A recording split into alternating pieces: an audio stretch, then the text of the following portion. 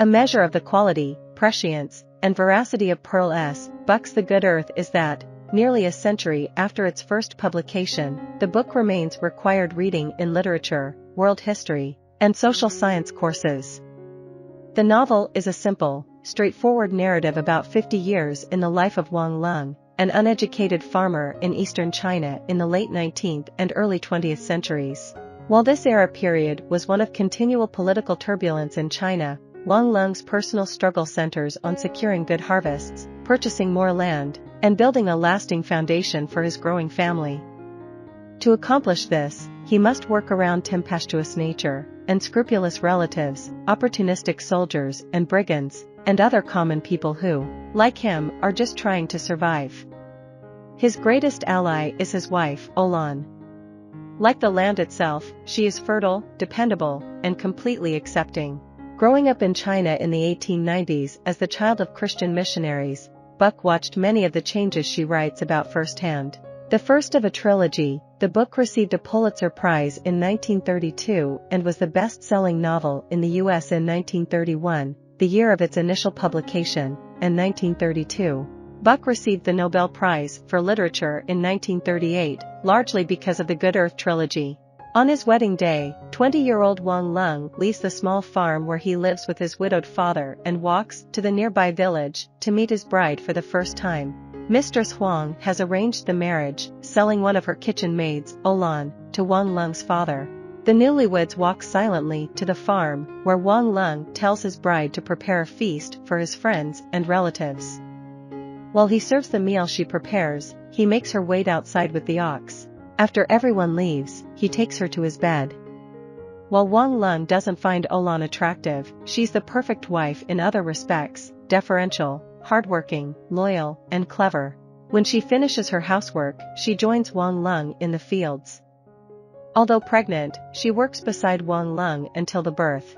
She delivers a boy, and O-lan presents their son to the House of Hwang, where she lived for 10 years as an enslaved woman. She tells Wang Lung that the Hwangs face financial difficulties. He responds by using their saved money to buy part of Hwang's property. O-lan bears a second son. Wang Lung experiences a series of events he considers evil omens. After arguing with his aunt, Wang Lung sees Uncle, his father's shiftless brother, approaching him. Reminding Wang Lung of his social obligations, Uncle extorts some silver from him. Then, O-lan gives birth to a daughter, and a drought descends upon the land. Wang Lung has saved enough money that, despite the drought, he buys another piece of Hwang farmland. However, the drought is so severe that it results in famine, and the family becomes so malnourished that O-lan, who is pregnant again, can't produce milk. Uncle appears with strangers who ask to buy Wang Lung's property for a pittance. Instead, O-lan offers to sell their furniture. Wang Lung and O-lan plan to go to a city and beg for food after the baby comes. Wang Lung hears the new baby cry once and falls silent. O-lan tells him the baby is dead and asks him to take the body to the cemetery.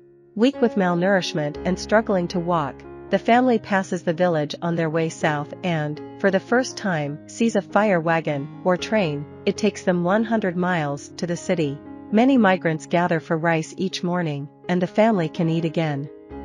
O-lan teaches the boys to beg, and Wang Lung pulls a rickshaw, but they can't earn enough to return home. Wang Lung hears street prophets calling for a revolution. He isn't interested because nothing they say pertains to farming. Soldiers randomly conscript men to serve on civilian crews for the military. Wang Lung hides during the day and finds hard, menial work at night. A revolt occurs in the city one night. Wang Lung and O-lan hear that the great house behind the wall where they shelter is open. O-lan quickly disappears into it, and Wang Lung follows. The fearful lord of the house comes out of hiding and offers Wang Lung gold if he'll let him escape. Wang Lung takes the gold. Using the gold coins, Wang Lung leads his family back to his farmhouse, which is in disarray. As O-lan restores the home, Wang Lung replants his fields. One night in bed, Wang Lung realizes that O-lan has a pouch tied between her breasts, full of precious gems she found in the ransacked great house. Leaving her with 2 small pearls, Wang Lung uses the jewels to buy the remaining Hwang land. He engages his trustworthy neighbor, Qing, as his steward. They enter 7 straight years of excellent harvests. O-lan gives birth to fraternal twins, a girl and a boy, but the delivery is difficult, and O-lan never fully recovers. Tired of merchants mocking his illiteracy, Wang Lung sends his 2 older sons to school. Disaster strikes the land in the form of a lingering flood. Wang Lung, however, has stored food and funds. Discontent because he can't work the land, he goes daily into the village to patronize a new tea house that's also a gambling establishment and bordello. Cuckoo, the sales agent who sold Wang Lung the last of Master Hwang's land, is a madam there. She takes Wang Lung to Lotus, a beautiful, tiny sex worker. Smitten, Wang Lung returns to Lotus each day. Uncle, his wife, and their son, the remains of Uncle's family, move into Wang Lung's house. Uncle's wife figures out that Wang Lung has another woman, and Wang Lung overhears her telling O-lan. He decides to move Lotus into the farmhouse. He adds a courtyard and 3 additional rooms. Lotus comes to his house, accompanied by Cuckoo as her servant. O-lan is emotionally devastated but doesn't complain. The arrangement creates multiple problems for Wang Lung, however. His father loudly proclaims that Lotus is a harlot. O-lan, who Cuckoo mistreated when they were both in the House of Hwang, treats the intruders with passive aggression, so Cuckoo and Lotus complain to Wang Lung. When the eldest son, who agitated to go south for better schooling, calms down, Wang Lung discovers it's because the boy has been going to see Lotus every day. Wang Lung beats him and drives him from the house. Once the flood recedes, Wang Lung returns to farming, which relieves him of his obsession with Lotus. He betroths his older sons to carefully selected young women. Wang Lung attaches his second son to a grain dealer, his eldest son's future father-in-law. The second son will become a grain dealer to help Wang Lung move his harvests to market.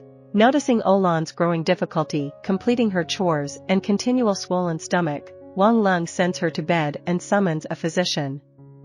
They discover that O-lan is dying. Bedridden and approaching death, O-lan orchestrates the return of the elder son and his bride. After the elaborate wedding, O-lan dies. Wang Lung seals her body in a casket, leaving it in a temple for 3 months as he awaits the date predicted by a geomancer, one who bases divination on geographic features. Meanwhile, Wang Lung's father also dies. He buries them both in a private hilltop cemetery. Wang Lung's oldest son complains that Uncle's son watches his new bride with lust. Wang Lung explains that he can't remove Uncle's family because Uncle is a member of the Redbeards, an outlaw group. As long as Uncle remains with them, the family's house is safe from the gang. The eldest son suggests that Uncle, his wife, and his son receive free opium because, as they have substance use disorders, they'll become docile. Wang Lung employs this tactic when Uncle's son sexually assaults the twin daughter. Uncle and his wife quickly develop an addiction to opium. Their son continues to leer at the women servants. Wang Lung's oldest son suggests that he buy Hwang House and move all but Uncle's family there. This is a completion for Wang Lung, who ends up owning the house he went to years ago to buy O-lan. Over time, the family and servants end up in Hwang House. Uncle's son approaches Wang Lung for money so that he can join the military and fight in the war. Wang Lung's daughter-in-law gives birth to the first grandchild, a boy. Within 5 years, his 2 sons father 7 children, all living in the 60-room city house. Wang Lung's old friend Qing and then Uncle die. Wang Lung buries them in the hilltop cemetery. Soldiers come to the village and billet, lodge, with area residents. Uncle's son is one of the soldiers. He brings a rowdy group of men into the Hwang house. To pacify Uncle's lusty son, they let him take a servant girl as his concubine. When they leave a month later, the girl is pregnant. Wang Lung marries her to one of his field workers.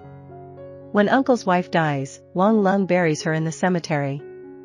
The youngest son asks Wang Lung for permission to join the military. Wang Lung offers to get him a wife instead, thinking of 17-year-old Pear Blossom, the youngest of the servant girls. Wang Lung becomes infatuated with the girl, even realizing how inappropriate it is.